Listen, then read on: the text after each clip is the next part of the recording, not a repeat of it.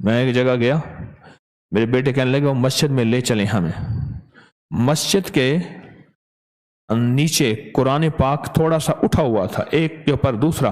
اس کو نیچے میں نے قرآن اٹھایا تو سانپ پڑا ہوا تھا اس کے نیچے. اور ایک جگہ میں گیا، میری طبیعت میں ہے کہ مسجدوں کی صفائیاں، قرآن پاک اٹھایا تو اس کے پیچھے بھیڑوں کا چھتا تھا. اور بستی کے کچھ لوگ میرے پاس آئے اور کہنے لگے یہ بیماریاں، یہ تکلیفیں، یہ مسائل، یہ مشکلات. اس کا کوئی گھر ایسا نہیں تھا جس گھر میں ویرانی، پریشانی اور مشکلات اور مسائل نہ ہوں. میں نے انہیں بتایا، میں نے کہا قرآن کی سسکیاں، قرآن کی بد دعائیں تمہیں کھا گئیں. اگر پڑھنا نہیں جانتے قرآن تو سطر پہ کلمہ پڑھتے جاؤ، پڑھنے کا عزم کر لو، ارادہ کر لو.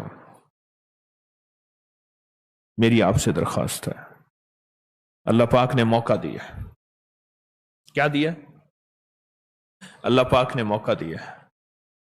اس موقع سے فائدہ اٹھائیں. قرآن سے دوستی کریں، سننے میں بھی اور پڑھنے میں بھی. قرآن سے دوستی کریں، دیکھنے میں بھی، سمجھنے میں بھی. قرآن سے دوستی کریں اور تعلق بڑھائیں. میری درخواست ہے. اگر تو آپ تسبیح خانے میں مسائل کا حل کرانے آئے ہیں، یا پوری دنیا میں جہاں بھی آپ مخلصین بیٹھے ہیں، خواتین بھی، مرد بھی، عورتیں بھی، اور آپ اپنی زندگی کی مشکلات دور کرانا چاہتے ہیں یا کرنا چاہتے ہیں، تو پھر قرآن کا سننا اور قرآن کا پڑھنا، قرآن کا سننا اور قرآن کا پڑھنا یہ زندگی کا حصہ بنا لیں، یہ سچی راہیں بنا لیں. اور یقین ہو میرا رب سچا، میرے رب کے وعدے سچے، میرا رب سچا، اس کے وعدے سچے، اور وہ سچوں کا سچا ہے، سچوں کا سچا ہے. میرا رب سچوں کا سچا ہے، اور سچے کے وعدے بھی سچے. میرے اللہ نے کہا ہے کہ سننے میں رحمت ہے اور پڑھنے میں عطا ہے. میں اپنے مسائل آج قرآن سے حل کراؤں گا. اور وہ کیسے؟ آپ خود ہی تو کہتے ہیں قرآن کی یہ آیت پڑھو یہ ملتا ہے، یہ وظیفہ پڑھو یہ ملتا ہے، قرآن کا یہ حرف پڑھو یہ ملتا ہے، قرآن کا یہ اسم پڑھو یہ ملتا ہے. خود ہی تو کہتے ہیں. قرآن کی یہ آیت لکھ کے گلے میں ڈال لو، یہ مسئلہ حل ہو جاتا ہے، یہ مشکل دور ہوتی ہے.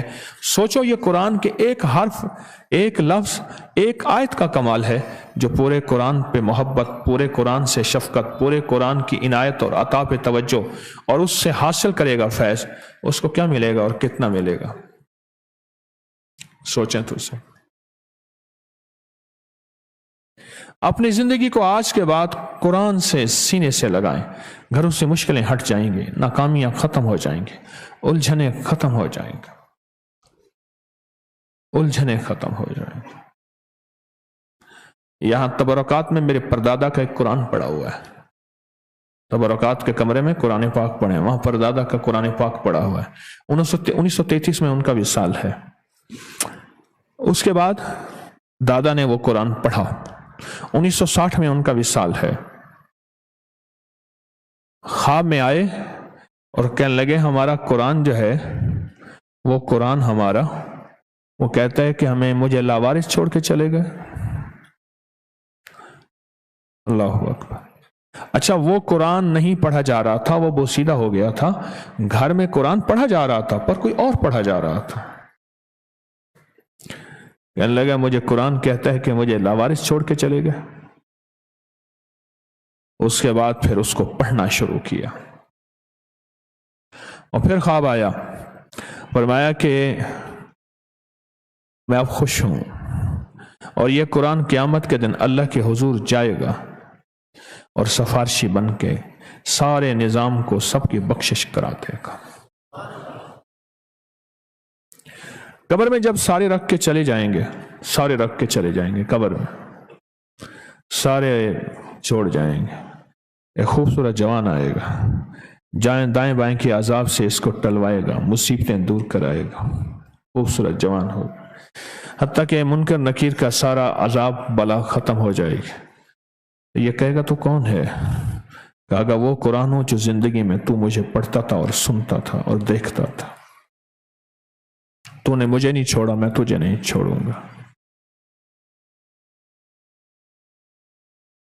میں کہتا ہوں مرنے سے پہلے آپ تسبیح خانے میں عزم لے کے آئے ہیں، خواتین بھی مرد بھی، اور پوری دنیا میں جہاں بیٹھے ہیں کہ ہماری یہ مسائل حل ہو جائیں، کسی کے رشتوں کا مسئلہ، کسی کے رزق کا مسئلہ، کسی کی صحت کا مسئلہ، کسی کی زندگی کے الجھنوں کا مسئلہ، کسی کی تکلیفیں بیماریاں، کسی کے جادو جنات اثرات بندشیں ناکامیاں، کسی کا کیا مسئلہ، اور یاد رکھیے گا کرم اس کی رحمت سے ہوگا، یہ یاد رکھیے گا، اور اس کی رحمت رکھی ہے قرآن کے پڑھنے، سننے، دیکھنے اور توجہ کرنے میں، اس کی رحمت وہیں رکھی ہوئی ہے، اس کے علاوہ کرم کا کوئی راستہ نہیں۔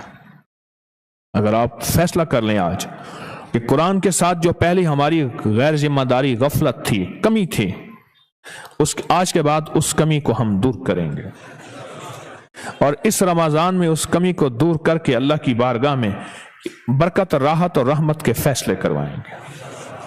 فیصلہ کریں اور اللہ سے منوائیں اور اللہ سے عرض کریں اور اس کی بارگاہ میں فریاد کریں کہ اللہ آج کے بعد قرآن سے ہمارا تعلق قائم رہے، قرآن سے ہماری محبت قائم رہے، قرآن سے ہماری دوستی قائم رہے، اور قرآن کے ساتھ ہمارا تعلق بھرپور ہو جائے، اور جو پچھلی کمیاں ہیں قرآن سے معافیاں مانگیں، معذرتیں کریں۔